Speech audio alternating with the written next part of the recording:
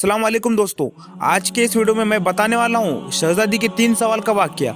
आखिर शहजादी के 3 सवाल कौन से थे? दोस्तों, ईरान का बादशाह बहुत दिनों से परेशान था। यूं तो हर तरफ खुशहाली का दौर था, मगर बादशाह की परेशानी की वजह उसकी इकलौती बेटी थी। हर बाप की तरह बादशाह भी बेटी की शादी करके अपने फर्ज को पूरा करना चाहता था, लेकिन शहजादी ने भी एक ऐलान कर रखा था, जो शख्स शहजादी के 3 सवालों के जवाब देगा, शहजादी उसी से शादी करेगी। आसपास की रियासतों के कई शहजादे आए, मगर सबके सब नाकाम लौटे।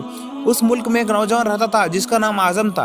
उसने अपने वालिद से कहा कि वो भी अपनी किस्मत आजमाना चाहता है। आजम के वालिद एक आलिम थे। वो बरसों से लोगों में इल्म की रोशनी बांट रहे थे। मुल्क के फारस का वजीर आजम, बड़े बड़े दरबारी और शहर के काजी भी उनके शागिर्द थे। बाप ने बेटे की ख्वाहिश देखी तो बोले, बेटा अगर तुम नाकाम लौटे तो तुम्हारा कुछ नहीं जाएगा, मगर लोग कहेंगे कि एक आलिम का बेटा नाकाम हो गया। आजम अपने वालिद से कहने लगा, बाबा बड़े बड़े शहजादे लौट गए, अगर मैं नाकाम हो भी गया तो क्या हुआ, ये तो एक मुकाबला है, चाहे जो भी जीते, शायद वो खुश नसीब मैं हो जाऊं। आखिर बाप को बेटे की जिद माननी पड़ी। आजम खुशी खुशी महल की तरफ चल पड़ा। शहर भर में एक खबर जंगल की आग की तरफ फैल गई। मुकर्रर वक्त पर महल लोगों से खचाखच भर उठा। बादशाह तख्त पर बैठा था, मालिका आलिया भी महल में मौजूद थी, वजीर, अमीर, दरबारी और आवाम सब दरबार में मौजूद थे। आखिर शहजादी ने अपना पहला सवाल कर डाला। उसने शहादत की उंगली फिजा में बुलंद की। आजम कुछ देर खामोश रहा, फिर शहादत वाली उंगली के बराबर वाली उंगली फिजा में बुलंद की। ये देखकर शहजादी मुस्कुरा उठी और मलिका आलिया बोली, शाबाश नौजवान, पहला मरहला कामयाबी से तय कर लिए हो। दूसरे सवाल के लिए शहजादी कुर्सी से उठी और हाथ में तलवार लेकर हवा में लहराने लगी, और कुछ देर बाद वो दोबारा अपनी जगह पर आकर बैठ गई। बादशाह समेत हर दरबारी की नजर आजम पर थी। आजम खड़ा हुआ, अपनी जेब से कलम निकालकर फिजा में बुलंद कर दी। शाबाश है नौजवान, ये जवाब भी दुरुस्त है। मलिका आलिया की आवाज दरबार में उभरी। उसके बाद दरबार में मुबारक हो की आवाज गूंज उठी।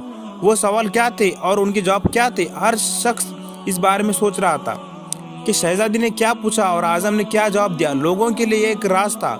आखिर शहजादी ने तीसरा सवाल कर डाला और वो तेजी से सीढ़ियां से उतरी और तेजी से दोबारा चढ़ गई और जाकर अपनी जगह पर बैठ गई।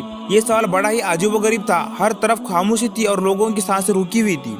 आखिर आजम खड़ा हुआ और दिल पर हाथ रखकर शहजादी की तरफ देखने लगा।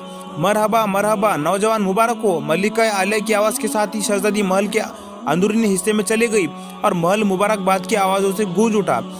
लोग खुशी से झूम रहे थे। आजम दिल ही दिल में अल्लाह का शुक्र अदा कर रहा था। बादशाह ने आजम से पूछा, ए नौजवान मलिका आलिया को तुमने मुतमीन कर दिया, अब ये बताओ कि तुमसे क्या पूछा गया था और तुमने क्या जवाब दिया? अगर तुमने एक भी गलत जवाब दिया तो तुम्हारी गर्दन काट दी जाएगी। आजम ने पूरे एतमाद से जवाब दिया, बादशाह सलामत। शहजादी ने उंगली खड़ी करके पूछा था कि क्या तुम अल्लाह को एक मानते हो? मैंने दूसरी उंगली खड़ी करके जवाब दिया, अल्लाह और उसके रसूल सल्लल्लाहु अलैहि वसल्लम पर ईमान अटल है। बहुत खूब, बादशाह ने मुस्कुरा कर कहा। आजम ने कहा। उसके बाद शहजादी ने तलवार उठाकर कहा था कि तलवार से भी कुछ बड़ा हथियार है। मैंने जवाब दिया कि हाँ, कलम का वार तलवार के वार से ज्यादा बड़ा होता है। माशाअल्लाह नौजवान, तुमने हमारा दिल जीत लिया। ये साबित कर दिया कि जा हो जलाल की इल्म के आगे कोई हैसियत नहीं। लेकिन ये बताओ, तीसरा सवाल क्या था? बादशाह ने हौसला अफजाई करते हुए पूछा। आजम ने आसमान की तरफ देखा और कहा, बादशाह सलामत। शहजादी दरबार की सीढ़ियां उतरी और दोबारा चढ़कर कुर्सी पर थक कर बैठ गई।